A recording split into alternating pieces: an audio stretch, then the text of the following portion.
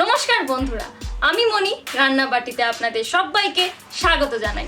চলে এসেছি আজকে বরবটি ভর্তার রেসিপি নিয়ে। এই ভর্তা থাকলে কিন্তু এক থালা ভাত নিমেষেই শেষ হয়ে যাবে। আর এই রান্নাটা আমরা খুবই কম উপকরণ দিয়ে আর খুবই ঝটফট তৈরি করে নেব। চলুন তাহলে রেসিপিটা শুরু করে নেওয়া যাক। এই রান্নায় সবার প্রথমে আমার লাগছে বরবটি, আর বরবটিগুলোকে আমি এরকম একটু লম্বা লম্বা করে কেটে নিয়েছি। আর আমি এখানে প্রায় 200 গ্রামের মতো বরবটি ব্যবহার করেছি। এইসবের সাথে আমার লাগছে পেঁয়াজ, একটা বড় সাইজের পেঁয়াজকে আমি এরকম স্লাইস করে কেটে নিয়েছি। সাথে লাগছে রসুন, সামান্য একটু বাদাম, লাগবে পরিমাণ মতো নুন। রান্নাটা আমি করে নেব সর্ষের তেলে। আর সাথে লাগছে কালো জিরে আর শুকনো লঙ্কা। এবার ওভেনেতে কড়া বসিয়ে প্রথমেই দিয়ে দেব সেই কেটে রাখা বরবটিগুলো। এবার বরবটিটাকে আমাদেরকে হালকা করে সেদ্ধ করে নিতে হবে। সেদ্ধ করবার জন্য আমি দিলাম 1/4 কাপ পরিমাণে জল। জলটা কিন্তু খুব বেশি ব্যবহার করলে চলবে না, খুবই অল্প জল দিয়ে আমাদের রান্নাটা করে নিতে হবে। এবার দিয়ে দিচ্ছি পরিমাণ মতো নুন। আর নুনটা দেবার পর এবার সব কিছুকে একটু ভালো করে মিশিয়ে নেব।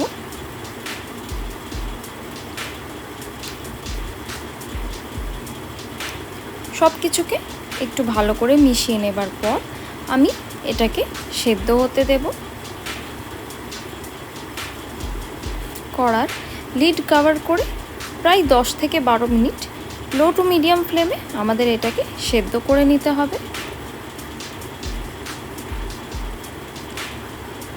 প্রায় 12 মিনিট হয়ে গেছে। এবার চাপা খুলে নিচ্ছি। এখন দেখতেই পাচ্ছেন জলটাও অনেকটা কমে এসছে আর বরবটিগুলো বেশ সেদ্ধ হয়ে গেছে। এবার সব কিছুকে একটু ভালোভাবে মিশিয়ে নেব আর জলটাকে আমরা পুরো শুকনো করে নেব।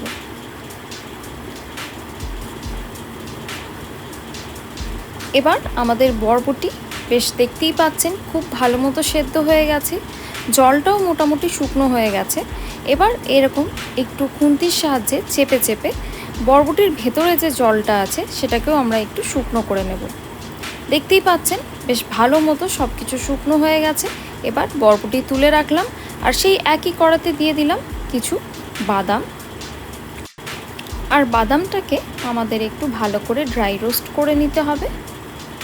শুকনো খোলাতেই বেশ 5 থেকে 7 মিনিট কম আঁচে আমরা এটাকে নাড়াচাড়া করে ভেজে তুলে নেব। যখন দেখবেন বাদামেতে একটা ভালো কালার চলে আসবে আর এর থেকে একটা সুন্দর গন্ধও ছাড়বে, তখন আমরা জানবো বাদাম ভালো মতো ভাজা হয়ে গেছে। দেখতেই পাচ্ছেন এই পর্যায়ে কিন্তু বাদামে একটা খুব ভালো কালার এসে গেছে। আমি এবার এইগুলোকে তুলে নেব। আপনারা চাইলে এই বাদামের খোলা ছাড়িয়ে নিতে পারেন, তবে আমি খোলাটা ছাড়াইনি। এবার সেই একই কড়াতে দিয়ে দিলাম প্রায় 1 টেবিল স্পুনের মতো সর্ষের তেল। আর সর্ষের তেল যখন ভালো মতো গরম হয়ে যাবে তখন দিয়ে দেব একটা শুকনো লঙ্কা আর সাথে দেব কালো জিরে। আর এই একটা শুকনো লঙ্কা আমি তুলে রাখলাম, এটা আমি পরে ব্যবহার করব রান্নায়। এবার সব কিছুকে একটু ভালো করে নাড়াচাড়া করে নেব। শুকনো লঙ্কা আর কালো জিরের থেকে যখন একটা ভালো গন্ধ ছাড়বে তখন দিয়ে দেব এই কুচো করে কেটে রাখা রসুনের টুকরোগুলো।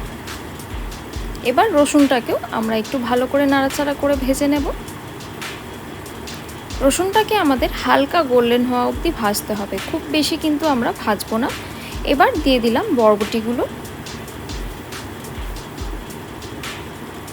এবার বরবটিটাকে দিয়েও মিনিট 5 আমাদের একটু ভালো করে এটাকে নাড়াচাড়া করে নিতে হবে। বরবটি ভালো মতো নাড়াচাড়া করে নিয়েছি। এবার ওভেনের হিট অফ করে দিয়ে এটাকে আমরা একটা পাত্রে তুলে নেব। এবার সেই ভেজে রাখা বরবটিটাকে আমরা একটা মিক্সার গ্রাইন্ডারে নিয়ে নেব। এটা কিন্তু খেয়াল করতে হবে বরবটি ভালো মতো ঠান্ডা হওয়ার পরেই আমরা এটাকে মিক্সার গ্রাইন্ডারে দেব। এবার সেই ড্রাই রোস্ট করে রাখা বাদামটা দিয়ে দিলাম। এবার কভার করে দিয়ে আমরা এটার একটা স্মুথ পেস্ট করে নেব।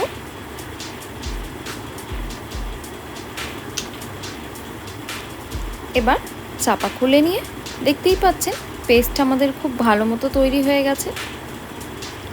পেস্টটার কনসিস্টেন্সি কিন্তু এরকমই হবে। আমি কিন্তু পেস্টটা করবার জন্য কোনো রকম জলের ব্যবহার করিনি।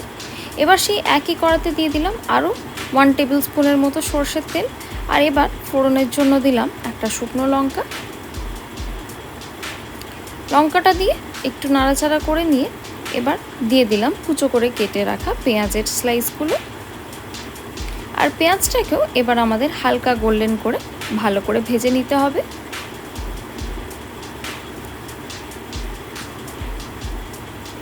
এখানে কিন্তু পেঁয়াজটা যত পাতলাভাবে কাটা যায় ততই ভালো। দেখতেই পাচ্ছেন পেঁয়াজে যখন হালকা গোল্ডেন একটা কালার এসে গেছে তখন আমি দিয়ে দিলাম এর মধ্যে সেই বরবটি আর বাদামের পেস্টটা। আর এই পেস্টটা দেওয়ার পর লো টু মিডিয়াম হিটে আমাদের এটাকে মিনিট 5 থেকে 7 ভালো মতো নাড়াচাড়া করে নিতে হবে।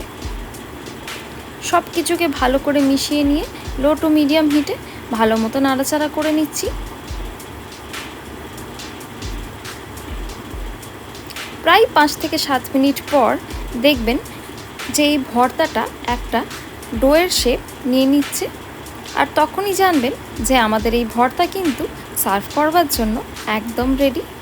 কিন্তু একটা ছোট্ট স্টেপ বাকি।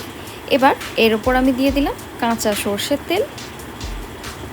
এবার ওভেনের হিট অফ করে দিয়ে এবার আবারও সব কিছুকে একটু ভালো করে নাড়াচাড়া করে সার্ভ করব গরম গরম ভাতের সাথে। এক থালা ভাত নিমেষেই শেষ হয়ে যাবে। আশা করছি আপনাদের এই রেসিপিটা ভালো লেগে থাকবে। ভালো লেগে থাকলে লাইক আর শেয়ার করবেন আর চ্যানেলটাকে অবশ্যই সাবস্ক্রাইব করবেন। ধন্যবাদ।